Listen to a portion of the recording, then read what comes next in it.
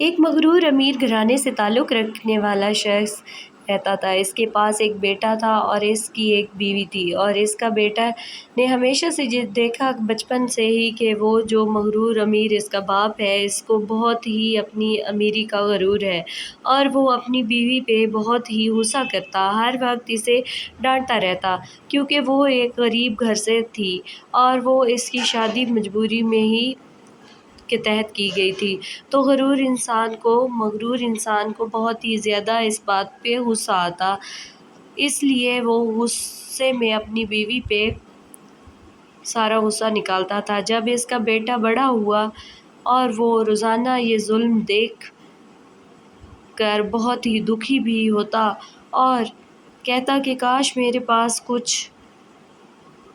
ایسا ہوتا تو میں اپنی ماں کو اس انسان سے بچا لیتا۔ تو اس نے بہت محنت کی، پڑھائی لکھائی کی اور ایک ہی اپنے آپ کو بہت ہی زیادہ اس قابل بنایا